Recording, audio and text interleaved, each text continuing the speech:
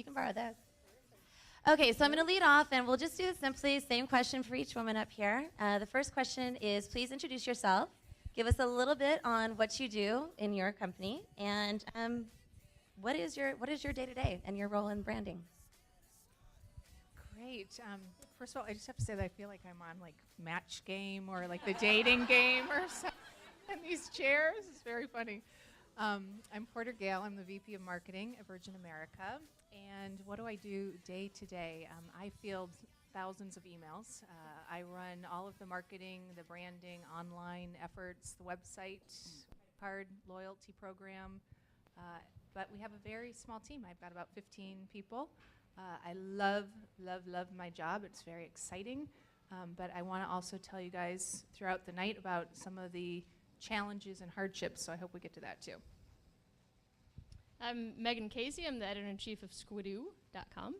And day-to-day of Squidoo is really a bag of tricks. It's everything from drinking a hell of a lot of coffee to lots of emails, running a community, running a tribe, trying to get people to connect around some like-minded topics, as well as putting out a lot of fires, as well as figuring out the long-term vision for what we're doing with this publishing platform.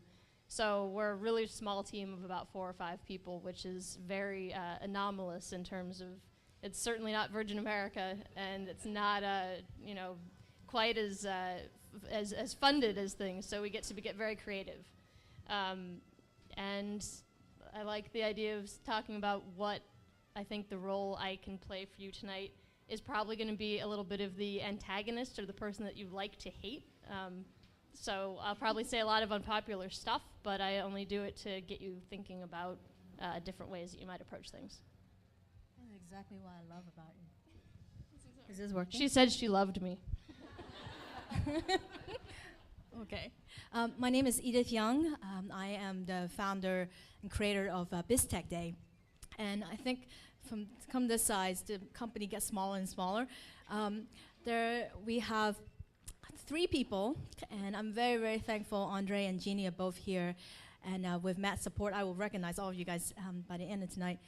BizTechDay actually was an idea that started about 9 months ago. I was actually chatting with people from the SBA, actually locally, and they said, there's all these technology stuff that, especially being in Silicon Valley, everybody seems like they are the techie. Everybody can make everything happen. But the fact is, many of us just don't want to admit that we don't know. And a lot of times, technology happens like a million miles an hour, and we don't even have time to catch up, then is already on to a different thing. So BizTechDay, the idea is that it's all about applying the technology.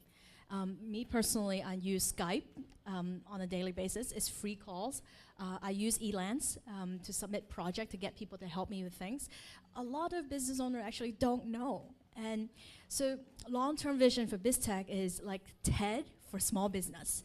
But it's not just about inspiration, but it's about applying. So people actually will go there, and this is what we did last year. In one day, we get a lot of things done. But it's also very inspiring to be with a crowd that's just like us. Bachelorette number 3, we'll stay with you.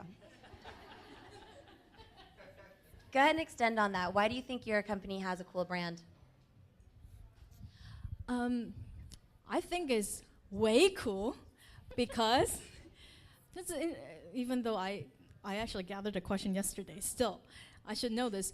So I think the coolest thing is really, number one thing, it matters to me. I think that I'm passionate about it. I believe it's cool. But at the same time, I was actually thinking, I was reading Seth's blog yesterday about branding. And brand really is about it's really a prediction of what it is, and also the emotional attachment of what it means to you, right? If I'm talking to, let's say I'm not selling BizTechDay, I am, selling steak.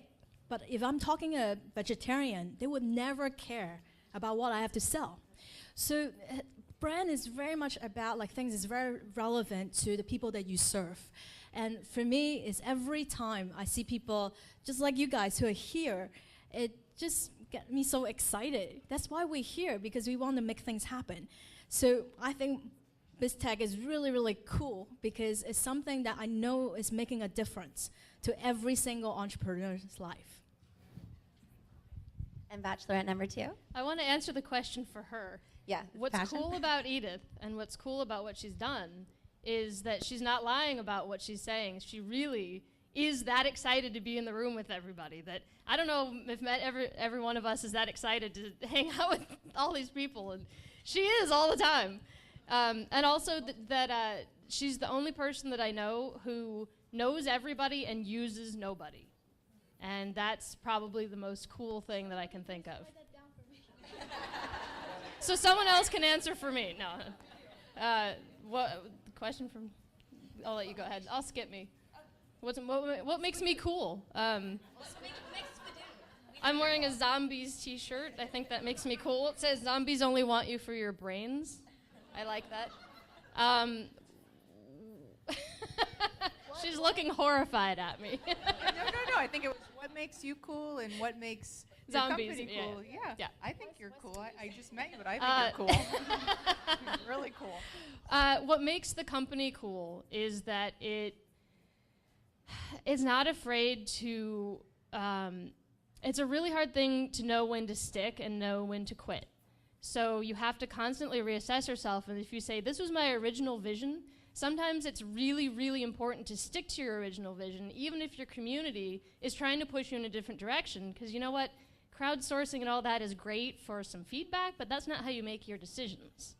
And on the other hand, sometimes you need to have the guts to say, we were wrong 3 years ago, and we need to make this full stop and go in a different direction. And I think Squidoo does that really, really well. We do it as a team, as a company, in a lot of different ways. And that's helped us. We haven't taken any funding. It's helped us stick around. We're going into our 4th year, and we're profitable, and we're this very highly trafficked site, and it's going well. And we have a really good future. So that's, I think, a good decision-making moment that I'm really proud of for our team. So I think it's interesting that you use brand and company synonymously. And I think that that's going to play nicely into the question about what makes Virgin America cool as a company, but also there's things that Virgin does that's cool. I read about the Wi-Fi release and actually got an email from a friend. So what else is involved in making a brand cool?